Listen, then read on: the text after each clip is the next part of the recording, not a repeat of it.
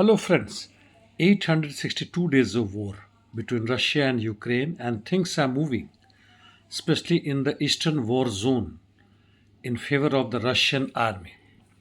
Let us start, however, from the southern war zone. In Kherson direction, no changes. On Zaporizhia front, Orikhiv, Russian army made some advance towards northeast of Rabotyne. In Rimivka salient, Russians made some small gains towards Eurozone. Staromaiors'ke is fully controlled now by the Russians.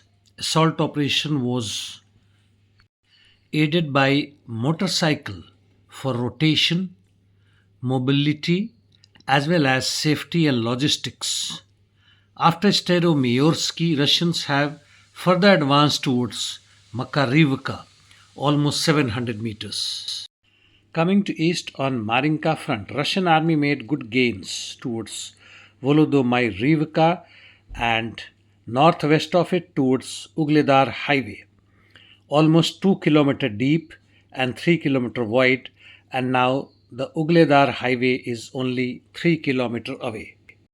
It also advanced between Paraskovivka and Nevelsky 200 meters and within Nevelsky itself 100 meters. It made further gains in Krasnogorivka in the central part, fanning out further towards the west of it.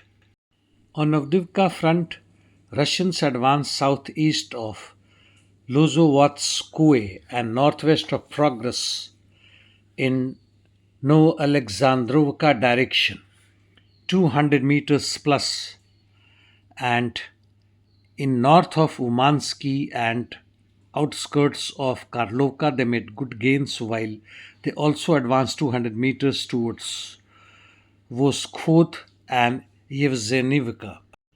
Coming to Gurlovka Toretsk sector, Russians advanced towards Druzhba and Leninsky direction and another 200 meters north of it after capturing a small village Yuryivka.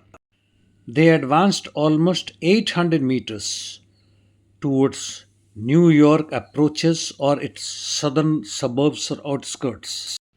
Bakhmut Chasiv, Russians made 300 meters gain inside Kanal micro district, and now this particular establishment has fallen. And from here onwards, they are proceeding towards Seversk, Donetsk, Donbass Canal. In Chasiv, the Ministry of Defense of Russian Federation claims to have liberated Novy district fully. North of Soledar Seversk sector, Russian army continuing attack north of Rozdolivka and north of Vesely towards Vimka. Positional battle continues in and around Sporny and Belgorovka area. Coming to northeast Ukraine or Kharkiv direction, Serebryansky Forestry and Terny, no changes. Liman Kreminna, northwest of Kreminna direction, Russian army entered Makiivka on the eastern edge and northeast, which is under Russian army now.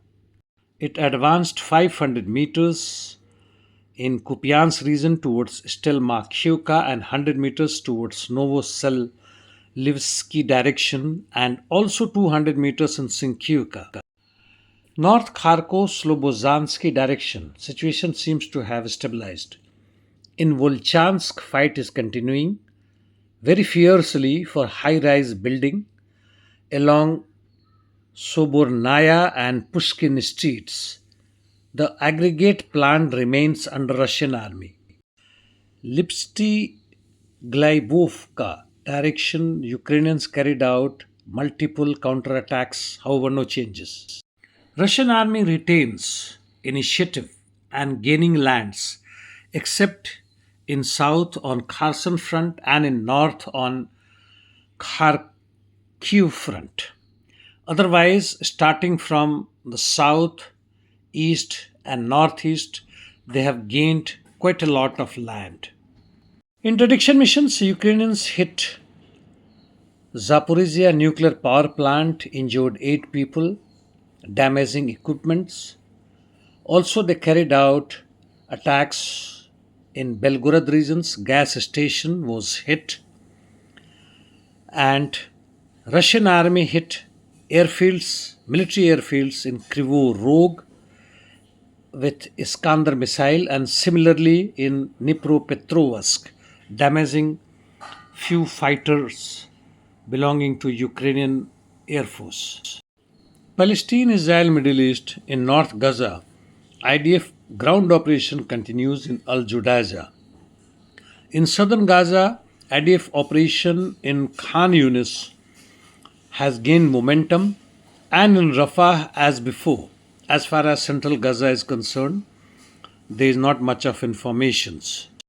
US and UK carried out attacks in Yemen, claiming to have hit few of the radar stations belonging to Houthis.